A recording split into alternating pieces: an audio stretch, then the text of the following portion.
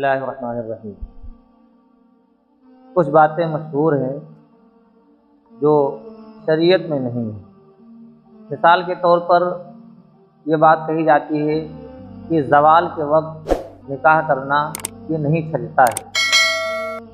بات دراصل یہ ہے کہ جو اوقات مکروہہ ہیں، جیسے طلوع آفتاب سورج نکلتے وقت، زوال آفتاب جس وقت سورج بالکل اپنی تمازت پہ ہوتا ہے، یعنی بالکل روشن ہوتا ہے، کھڑی دوپہر جسے کہتے ہیں، اور غروب آفتاب یعنی جس وقت سورج ڈوبتا ہے، ان تین وقتوں میں نماز نہیں پڑھی جاتی ہے۔ باقی اس کے علاوہ جو بھی عبادت ہے، مثلا تلاوت کرنا ہے، نکاح کرنا ہے، اس میں کوئی حرج نہیں ہے۔ لیکن لوگوں میں یہ بات مشہور ہے کہ زوال کے وقت نکاح نہیں کیا جاتا۔ اچھا، کمال تو یہ ہے کہ لوگوں کے یہاں زوال رات میں بھی ہوتا ہے، یعنی اگر رات کی بارات ہوتی ہے، 11 بج رہے ہیں، 11:30، تو کہیں گے جلدی کیجئے زوال کا وقت شروع ہونے والا ہے۔ تو زوال تو سورج کے وقت ہوتا ہے، وہ تو رات ہے، چاندنی رات ہوتی ہے، اس میں زوال کا کوئی کنسیپٹ ہی نہیں ہے۔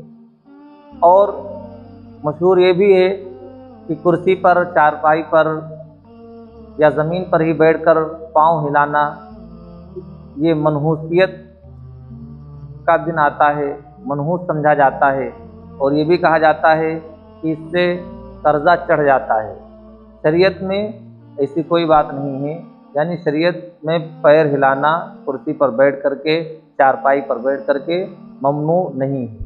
اسی طریقے سے مشہور ہے کہ رات میں ناخن کاٹنا، بال جھاڑنا، جھاڑو دینا، یہ سب بھی واہیات ہے، مشہور ہے، لوگوں کے بنائے ہوئے سب مسائل ہیں۔